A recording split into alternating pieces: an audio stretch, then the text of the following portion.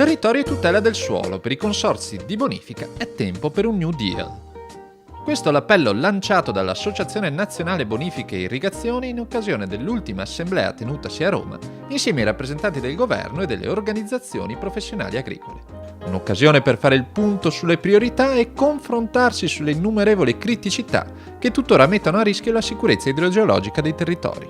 Piccoli errori che poi diventano grandi problemi quando l'acqua non viene smaltita e vanno ad allagare le case. Per questo noi abbiamo, oltre a questi piccoli problemi, anche la risoluzione dei grandi e dei medi problemi che ci sono in Veneto. Quindi noi abbiamo un parco progetti per 1,5 miliardi di euro.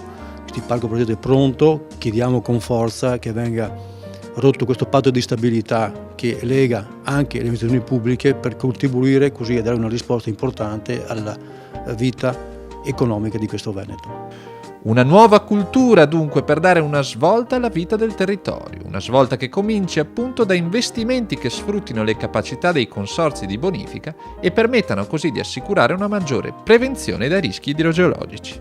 Io credo che investire maggiori risorse in questa direzione non rappresenti uno spreco, ma addirittura rappresenti un risparmio in termini non soltanto relativi ma anche in termini assoluti, perché sappiamo tutti come i guasti poi diventano grandi calamità e le grandi calamità vengono ristorate a prezzo di enormi sacrifici e talvolta non si riesce nemmeno a ristorarle. L'Europa sempre di più è il nuovo orizzonte per il reperimento delle risorse da investire in questo campo. Dall'Europa noi attendiamo non solo le risorse, ma l'Europa è una grande opportunità, una grande occasione e viviamo anche una stagione importante perché siamo nella fase più politica, nella fase in cui le regioni e il nostro Paese dovranno individuare le linee di sviluppo, dovranno individuare i fattori dello sviluppo e non c'è dubbio che il tema delle infrastrutture, il tema della difesa del suolo, il tema della difesa della risorsa idrica, della prevenzione del dissesto idrogeologico sono temi centrali.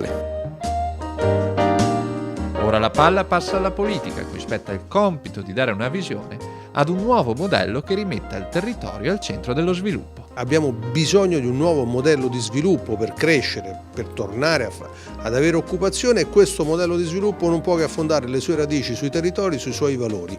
Su questo c'è una grande sintonia nella società, nell'economia, deve esserci altrettanta sintonia negli uomini di governo che devono fare delle scelte illuminate pari appunto a quelle che fecero quegli illuministi nel Settecento.